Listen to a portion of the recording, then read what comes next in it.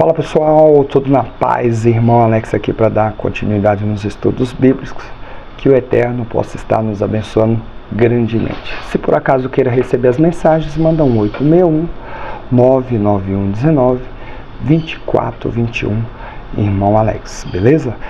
Pessoal, nós estamos lendo o livro aqui, O Cristianismo através do século, uma história da igreja cristã. Interessante. Nós estamos vendo aqui sobre os pais apostólicos, né?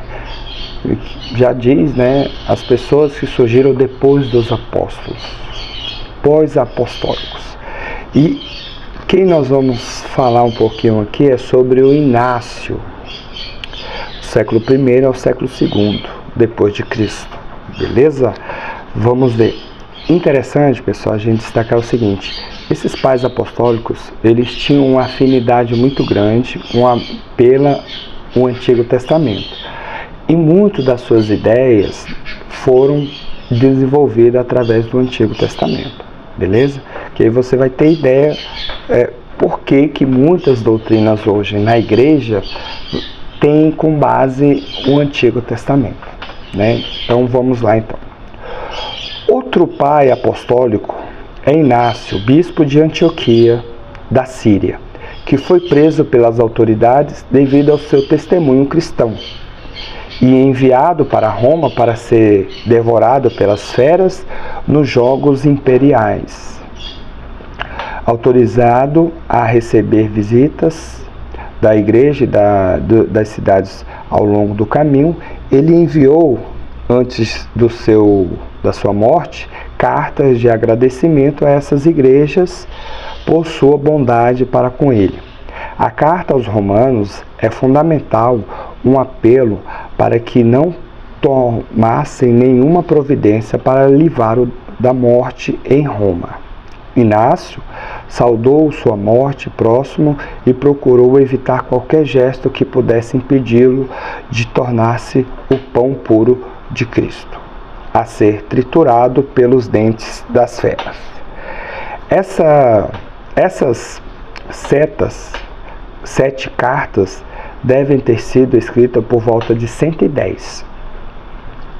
Embora a autenticidade de algumas delas esteja em discussão, as aceitas deixam claro o seu ensino. Então ele foi dos pais apostólicos e teve, né, uma influência muito grande dentro ali do pensamento cristão no início.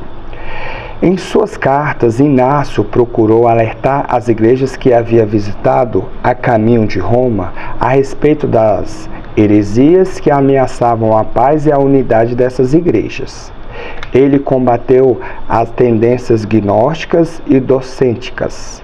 Os docentistas procuravam fazer de Cristo um ser puramente espiritual, livre de qualquer contaminação de um corpo material, né? E interessante que tem pessoas que têm esse pensamento até os dias atuais. Isso o levava a negar a realidade do corpo material de Cristo e afirmar que foi apenas um fantasma que sofreu na cruz. A Epístola a Esmina, capítulo 1, Inácio insiste na revelação de Cristo na carne como um antídoto a essa falsa doutrina. Esse antigo pai da igreja dá ainda muita ênfase à obediência ao bispo como forma de manter a unidade e evitar o avanço da heresia. Então, quem criou na realidade a doutrina, né, de hierarquia, de obediência a um bispo, foi Inácio. Ele é responsável. Por isso que está aqui, ó. Esse antigo pai da igreja dá ainda muita ênfase à obediência ao bispo como forma de manter a unidade e evitar avanço da heresia. Há muitas evidências nessas cartas de que, nessa época, um dos presbíteros em cada igreja tinha de se tornar um bispo monarca, o qual os outros presbíteros deveriam obedecer. É um tipo de... é o presidente, né? Vamos dizer assim. É o pastor presidente, que os outros pastores das outras igrejas têm que ter obediência ao pastor presidente. Olha onde foi criado isso, no século I, para o século II. Né? Então, até hoje, as pessoas ainda seguem essa ideia.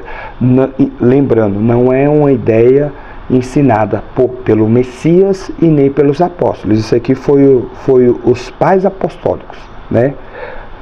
Os pais apostólicos. Então foi depois dos apóstolos. É interessante a gente destacar, porque esse pensamento não contém ali nos ensinamentos do Messias e nem dos apóstolos.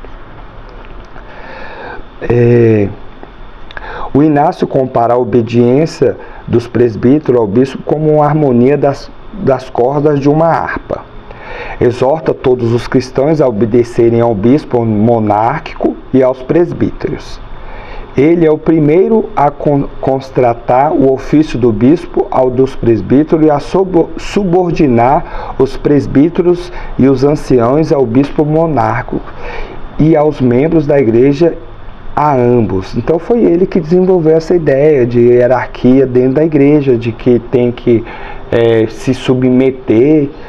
Por isso que estava tendo. Aí tu lê a carta de Clemente, que a gente já leu, estava tendo um problema em Coríntios por causa disso. O povo não estava aceitando.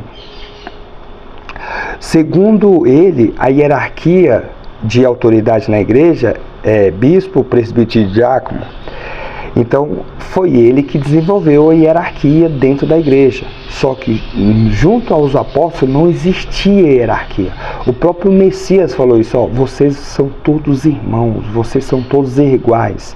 Né? Então, você vê, pelo fato deles ter um apreço muito grande pelo Antigo Testamento, no Antigo Testamento tinha hierarquia. E aí eles desenvolveram essa ideia de hierarquia aqui na igreja logo depois dos apóstolos. Inácio, entretanto, não exalta o bispo de Roma como superior aos outros bispos, mesmo tendo sido o primeiro a usar a palavra católica. A única superioridade é a do bispo sobre os presbíteros, dentro de cada igreja. Inácio acreditava que sem essa ordem tripa não há igreja. Né? Então, é o pensamento aqui de um dos pais apostólicos, né, que desenvolveu ali no primeiro e no segundo século e que existe até hoje. Mas não é uma ideia bíblica, não é uma ideia que foi desenvolvida nem pelo Messias e nem pelos apóstolos. Então, nós temos que tomar muito cuidado, porque isso aqui dá um ar de superioridade. Tem muita gente que recebe algum cargo, né, dentro da igreja e já se sente melhor, porque eles são separados dos leigos. Né? Então, essa separação dos leigos, do clero, também foi desenvolvida nesse período. Não foi pelos apóstolos e nem por Cristo, foi pelos pais apostólicos. Eles que criaram, né, a base das doutrinas que temos aí hoje dentro do cristianismo. Beleza? Então nós estamos trazendo aqui informações históricas para que você venha entender um pouco mais. Quando você entra na igreja e vê lá o pessoal separado ali, os pastores separados dos membros, foi criado aonde? Olha aqui onde é que foi criado. Né? Lá no início. Foi criado por Jesus, né? Pelo Messias? Não. Foi criado pelos apóstolos? Não. Foi criado posteriormente aos apóstolos. Beleza? Então fique na paz, que o Eterno nos abençoe e um abraço do irmão Alex.